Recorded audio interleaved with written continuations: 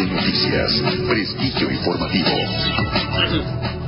Bueno, a partir de hoy vamos a hacer un seguimiento, o si usted me permite, un conjunto de entrevistas con los presidentes de los partidos políticos. Hay buena parte del cuestionamiento que hoy se está dando tiene que ver con la política, con el sistema político, con los gobernantes, con los partidos, ¿no? Y yo creo que es importante también escucharlos, saber cómo ven ellos las cosas. Y hoy empezamos con César Camacho Quirós, él es el presidente nacional del Partido Revolucionario Institucional. César. Hola Javier, ¿cómo estás? Días. Bienvenido aquí a Canal 11. Gracias. Es un gusto, gracias. El gusto es mío, es un gran canal, sabes que los mexicanos es muy nuestro. Sí, y además reconocen que cada vez que te hablamos vienes y uno lo agradece profesionalmente. A ver, te diría, ¿qué piensas del asunto de la casa? ¿Cuál es la mirada que tú tienes de ese tema, César? ¿Cómo la ves? Que se trata de un asunto al que la señora Angélica Rivera de Peña le dio ya la atención suficiente. Ha sido, diríamos, muy amplia la información que ha proporcionado. Es evidente que aunque se trata de un asunto privado, porque ella no es servidora pública, es la esposa del presidente, en el lenguaje al que estamos acostumbrados es la primera dama de la República, pero es una persona que en la que por su relación con el presidente un asunto personal ha trascendido a los medios. Creo que ella ha sido ampliamente, ha difundido ampliamente las condiciones en las que la compró. Es un asunto que no dejará de ser público por los personajes involucrados, pero creo que le han dado un sobredimensionamiento al tema que diríamos que enrarece un poco el clima político nacional, pero yo estoy seguro que con las explicaciones y mientras no imprimamos una dosis de mala intención, las cosas están aclaradas y si hubiera necesidad, creo, esto es una opinión distante, las cosas que requirieran aclaración la tendrían. Bueno, a ver, se plantea en el análisis incluso de muchos columnistas, algunos opinólogos, pero también otros que lo dicen con certeza, lo analizan. Sé que todas las mañanas lo primero que haces desde siempre es hacer una revisión de todo lo que pasa con la prensa, particularmente la prensa escrita, la gente que opina. Este preámbulo es para decirte, hay muchos que dicen que de repente el régimen entró en un vacío, que algo pasó fuertísimo, que se vino a Ayotzinapa, que la capacidad de maniobra del gobierno bajó, que el estar a la ofensiva e imponer la agenda, que es algo que había hecho el presidente desde el 1 de diciembre del 2012, se diluyó. ¿Qué ves? ¿Lo ves así? ¿O qué es lo que ves que ha pasado? Porque sí ha pasado algo, ¿no? Por supuesto que ha pasado, están pasando cosas. Yo creo que el asunto detonador de la situación que vivimos en las últimas semanas es el tema de Ayotzinapa. Sí. Y estoy seguro que otros temas han aderezado el clima. Yo quisiera referirme más bien a Ayotzinapa porque sigue siendo tema. Es un asunto primero que ha dejado pasmado a medio México y una buena parte del mundo por ver hasta dónde llegamos. Cómo es que el gobierno en sentido amplio, el gobierno municipal, José Luis Abarca, pudo ser capaz, con la complicidad de su esposa, que muy activa en la vida política, no solo en el DIF, en tareas tradicionales de asistencia social, generaron una apuesta del gobierno al servicio de la delincuencia, tal cual. Hay evidencias que sobran y también parece ser fácil concluir que las cosas no ocurrieron de la noche a la mañana, que había acontecimientos o hechos de similar naturaleza semanas y meses antes. En consecuencia, lo que nos tendríamos que preguntar, ¿cómo es que llegamos hasta aquí en una franca connivencia del crimen organizado con el poder constituido, independientemente del partido político que haya postulado a Abarca? Y acto seguido, Javier, que creo que es en donde tenemos que centrar nuestra atención, esa es la posición del PRI, ¿y cómo salimos de aquí? Si es que llegamos aquí, porque Iguala es un sitio, tristemente célebre, ¿cuántos Igualas hay en el Guerrero y en el resto del país? ¿Cómo es que tenemos que evitar que haya una especie de explosión en sentido amplio, en sentido figurado, para que no haya más Ayotzinapas cercanos a Iguala. Y cómo hacemos que esto se erradique, porque es absurdo que el poder público se ponga al servicio de los intereses de los delincuentes. Y una cosa muy concreta en el caso del ámbito de lo público, de lo político: el eslabón más débil de la cadena de poder constituido es el municipio. Sí. Casi 2.500 en todo el país, es el centro y es el de la vida inmediata. Y qué paradójico, porque yo recuerdo muy bien aquel ya distante 1984, en el que se reivindicó, se le dio fuerza al gobierno municipal y entre otras cosas se le asignó como servicio público la seguridad pública preventiva, es decir, se consolidaron las policías municipales. Y mira, policías municipales, muchas al servicio de los delincuentes, porque cuidan las rutas de trasiego, porque son armados los policías municipales por el crimen organizado ante lo exiguo de los recursos públicos para hacerlo. En fin, creo que lo importante de esto es arreglar esta emergencia, es decir, concluir la investigación penal, evitar la impunidad, castigar tan severamente como se pueda a los que están involucrados, a quienes tienen responsabilidad penal, no importa el partido político que los haya postulado o del que formen parte, y acto seguido insistir en las políticas preventivas para evitar que se llegue a esto.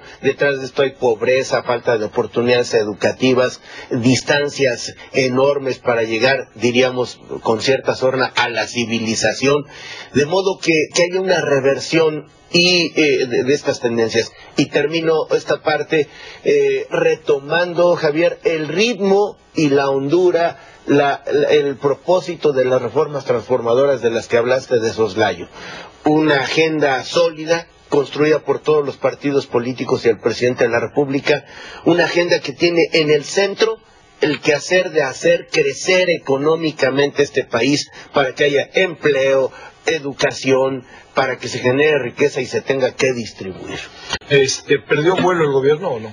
Yo creo que la necesidad lo hizo orientarse en forma inmediata a asuntos de carácter emergente como este. Pero fíjate qué paradójico, en una buena parte del orbe, que no deja de haber preocupación por el tema de los normalistas, México está siendo mejor calificado como un sitio propicio para las inversiones. En la reciente visita a China se amarraron inversiones importantes. No obstante que, bueno, los que lo vivimos de cerca sabemos que hay un asunto pendiente que se tiene que arreglar bien y pronto si lo que queremos es retomar el crecimiento en el que estamos. ¿Estamos en medio de una crisis o cómo definirías en lo que estamos exactamente cuando vemos a la gente en la calle, cuando tú mismo seguramente no hay lugar al que vayas al que no se hable de ciertos temas, y de repente pareciera como que andamos en un momento en donde uno dice, bueno, ¿cuándo vamos a salir de esto junto con otra cosa? No puede seguir siendo las cosas iguales. Yo creo que este es un momento difícil, es un momento retador, es un momento complejo. Tiene muchos cables este objeto alrededor. Yo creo que a propósito de las expresiones en la calle, yo distinguiría dos tipos: las bien intencionadas, aunque sean severas, las que tienen legitimidad para llamar las cosas como lo hacen, aunque sean duras, y me estoy refiriendo a los familiares de los jóvenes de la Normal. Me refiero a gente que ha aprovechado, diríamos, este vuelo para reivindicaciones antiguas, todas respetables, y a quienes por consigna están generando un clima de violencia franca, incluso a quienes se encapuchan guardando evidentemente su identidad. Y el PRI, como otros partidos, ha sido objeto de vandalización en oficinas, en Guerrero, en Michoacán, etcétera, que creo que tiene que ver más con atizar a la hoguera que con la búsqueda de soluciones, que con la reivindicación de asuntos de carácter social. Y quizás el que está ahorita, digamos, el subtema, por hablar de que forma parte del gran tema, de las personas detenidas, porque hablabas de si esto tiene que seguir así. Yo creo mucho en las instituciones y en la ley como elemento central para una convivencia ordenada. Y no es un culto a la ley, Javier, porque cuando la ley ya no funciona, la institución ha entrado en obsolescencia, hay que cambiar la ley y hay que cambiar la institución o hay que mejorar la institución. Pero estas son las que tenemos y, a mi juicio, son buenas. Creo que es un poco paradójico. Una buena parte de esa gente que me comenta a propósito de lo que sea, ¿qué van a hacer cuando el gobierno detiene un puñado de personas porque los advierte que están involucrados con hechos delictivos? Ahora hay una corriente que algunos ya creen o sugieren que estamos frente a presos políticos, la consigna de detener gente. Yo en lo que confiaría es en una investigación profunda, amplia, pronta, para afincar responsabilidad, porque las personas se tienen que ir ante un juez, y llegando ante un juez tendrán acceso a todos los documentos, los abogados, obviamente la propia persona que tiene que saber de qué lo acusan, quién lo acusa y cuáles son los elementos de convicción que sostienen esta eventual investigación. ¿Qué piensas de esto que gritan fuera Peña? Hashtag fuera Peña. ¿Qué piensas de eso? Yo creo que es una corriente de gente que tiene intereses no estrictamente vinculados con la investigación de Ayotzinapa y la justicia que todos buscamos que se haga, sino están aprovechando el viaje. Y yo tengo bien identificados, porque pues es parte de mi tarea, de dónde viene, ¿no? ¿De dónde viene? Bueno, de gente que ha sido históricamente adversaria del presidente y del partido, que están aprovechando este episodio para llevar agua a su molino. Es respetable porque son... ¿Digo un nombre? Yo prefiero no decirlo. ¿López Obrador? ¿Son por eso o no? Yo no digo nombres. Lo que te digo es que hay aquí intención malsana, sin con ello descalificar, Javier, a quienes legítimamente están planteando puntos de vista que pueden ser distintos de los que yo sostengo, pero son respetables, porque en un país de libertades ya más faltaba que alguno pretendiera decirle a otros que digan, ¿no? Las redes como centro, César, con todo lo que estas implican, con el anonimato que de repente es terrible, ¿no? Pero también como un sentimiento, como un corazón, como no sé, ¿no? Como una mirada de la sociedad, les han sido absolutamente adversas, ¿eh? Las redes son una manifestación de lo que un sector de la sociedad piensa. Primero hay que respetarlas y enseguida no hay que desdeñarlas. Y creo que hay que tratar de distinguir, lo cual no es fácil, donde hay intenciones genuinas a pesar de que a uno no le gusten, donde hay, diríamos, un interés o una voluntad respetable, y donde hay, porque diríamos, lo voy a decir en términos coloquiales, hay tiradores profesionales, hay francotiradores en las redes que aprovechan este tipo de episodios o crean episodios, no hablo de crean condiciones para generar un clima que a veces parece querer llegar a la crispación. El reto de nosotros, os hablo del PRI, es ser proactivo, no ser reactivo, es hacer lo propio, es decir, en el caso nuestro insistir en la continuación de la investigación sobre este secuestro colectivo que, diremos, va avanzado, pero no acaba de concretarse jurídicamente hablando. Atenderlo porque es urgente, pero no olvidar lo importante, y lo importante es que este país crezca, que este país logre descollar, que le quitemos el freno, que le quitemos el lastre. Estoy totalmente convencido que todo esto que acabo de decir no puede ocurrir si no estamos, diríamos, a mano con las cosas que están en curso. Pero bueno, no nos podemos quedar pasmados. Tenemos que ir adelante en actitud, diríamos, edificante, constructiva.